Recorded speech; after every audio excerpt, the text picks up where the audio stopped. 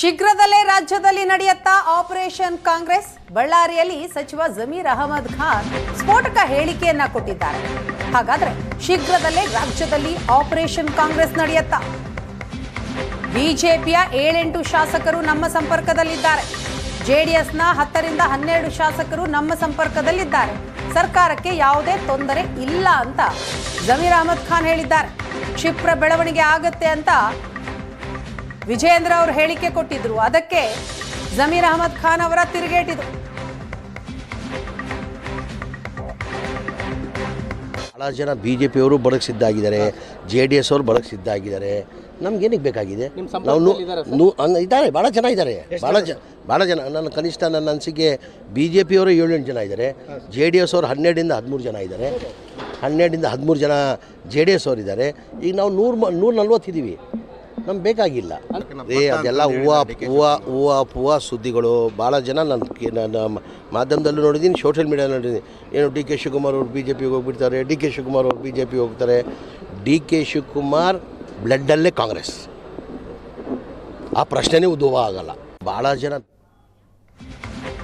ಮಾಜಿ CM BS ಯಡಿಯೂರಪ್ಪಗೆ POCSO case ಸಂಕಷ್ಟ ಶುರುವಾಗಿದೆ. ಪೋಕ್ಸೋ ಕೇಸ್ನಲ್ಲಿ BSYಗೆ ಕೋರ್ಟ್ನಿಂದ ಸಮನ್ಸ್ ಜಾರಿಯಾಗಿದೆ. ಮಾರ್ಚ್ 15ಕ್ಕೆ ಕೋರ್ಟ್ಗೆ ಹಾಜರಾಗಬೇಕು ಅಂತ ಸಮನ್ಸ್ ಜಾರಿಯಾಗಿದೆ. ಪೋಕ್ಸೋ ಕೇಸ್ನಲ್ಲಿ ಬಂಧನದಿಂದ ಪಾರಾಗಿದ್ರೂ ಮಾಜಿ ಸಿಎಂ BS ಯಡಿಯೂರಪ್ಪಗೆ ಸಂಪೂರ್ಣವಾದಂತಹ ರಿಲೀಫ್ ಮಾತ್ರ ಸದ್ಯಕ್ಕೆ ದೊರೆಯುವ ಲಕ್ಷಣ ಇಲ್ಲ. ಇದೀಗ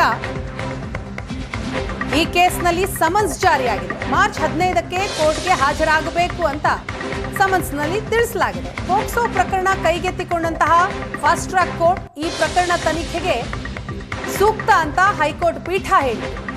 ಹೈಕೋರ್ಟ್ ಆದೇಶದ ಬೆನ್ನಲ್ಲೇ ಕಾಗ್ನಿಜೆನ್ಸ್ ಪಡೆದು ಸಮನ್ಸ್ ಜಾರಿ ಮಾಡಲಾಗಿದೆ. ಪ್ರಕರಣದಲ್ಲಿ ನಿರೀಕ್ಷಣಾ ಜಾಮೀನು ಪಡೆದಿದ್ದಾರೆ BSY. ಬೆಂಗಳೂರು ಬಿಟ್ಟು ಬೇರೆ ಕಡೆ ತೆರಳದಂತೆ ಹೈಕೋರ್ಟ್ ಷರತ್ತು ಕೂಡ ಹಾಕಿದೆ. ಇದೀಗ ಫಾಸ್ಟ್ ಟ್ರ್ಯಾಕ್ ಕೋರ್ಟ್ನಿಂದ BSYಗೆ ಸಮನ್ಸ್ ಜಾರಿಯಾಗಿದೆ. ಮಾರ್ಚ್ 15ಕ್ಕೆ ಕೋರ್ಟ್ಗೆ ಹಾಜರಾಗಬೇಕು, ಖುದ್ದು ಹಾಜರಾಗಬೇಕು ಅಂತ ಸಮನ್ಸ್ ಜಾರಿಯಾಗಿದೆ. ಈ ಪ್ರಕರಣ ತನಿಖೆಗೆ ಸೂಕ್ತ ಅಂತ ಹೇಳಿದ್ದ ಹೈಕೋರ್ಟ್ ಪೀಠ, ಹೈಕೋರ್ಟ್ ಆದೇಶದ ಬೆನ್ನಲ್ಲೇ ಕಾಗ್ನಿಜೆನ್ಸ್ ಪಡೆದು ಸಮನ್ಸ್ ಜಾರಿಯಾಗಿದೆ. ಇದೇ ಪ್ರಕರಣದಲ್ಲಿ ನಿರೀಕ್ಷಣಾ ಜಾಮೀನು ಕೂಡ ಪಡೆದಿದ್ದಾರೆ ಮಾಜಿ ಸಿಎಂ BS ಯಡಿಯೂರಪ್ಪ. ಹಾಗಾದ್ರೆ ಈ ಆರೋಪ ಏನು ಅಂತ ನೋಡ್ತಾ ಹೋಗೋದಾದ್ರೆ, 17 ವರ್ಷದ ಬಾಲಕಿಯ ಮೇಲೆ ಲೈಂಗಿಕ ದೌರ್ಜನ್ಯ ನಡೆಸಿದಂತಹ ಆರೋಪ BSY ಅವರ ಮೇಲೆ. ಡಾಲರ್ಸ್ ಕಾಲೋನಿಯ ಮನೆಯಲ್ಲಿ ಲೈಂಗಿಕ ದೌರ್ಜನ್ಯ ಮಾಡಿದ್ರು ಅನ್ನುವಂತಹ ಆರೋಪ 2024 ಫೆಬ್ರವರಿ 2ನೇ ತಾರೀಕು ಈ ಘಟನೆ ನಡೆದಿತ್ತು. ಬಾಲಕಿಯ ಪರವಾಗಿ BSY ವಿರುದ್ಧ ಬಾಲಕಿಯ ತಾಯಿ ದೂರು ಕೊಟ್ಟಿದ್ರು. ಆ ಹಿನ್ನೆಲೆಯಲ್ಲಿ BSY ವಿರುದ್ಧ ಪೋಕ್ಸೋ ಕಾಯ್ದೆ ಅಡಿ FIR ಕೂಡ ಆಗಿತ್ತು.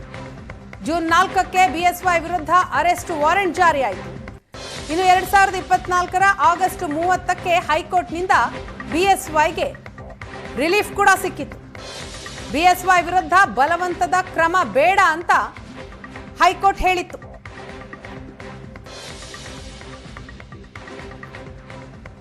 ಇದೇ ಕೇಸ್ನಲ್ಲಿ ಬಂಧನದಿಂದ ಪಾರಾಗಿದ್ರು ಮಾಜಿ ಸಿಎಂ BSY. ನಿರೀಕ್ಷಣಾ ಜಾಮೀನು ಕೂಡ ಪಡೆದುಕೊಂಡಿದ್ರು. ಆದರೆ ಈಗ ಮಾರ್ಚ್ 15ನೇ ತಾರೀಕು ಖುದ್ದು ಹಾಜರಾಗಬೇಕು ಅಂತ ಸಮನ್ಸ್ ಜಾರಿಯಾಗಿದೆ.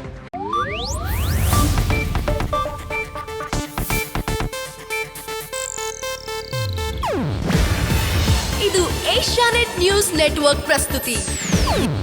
ನೀವು ನೋಡ್ತಿದ್ದೀರಾ ಏಷ್ಯಾನೆಟ್ ಸುವರ್ಣ ನ್ಯೂಸ್.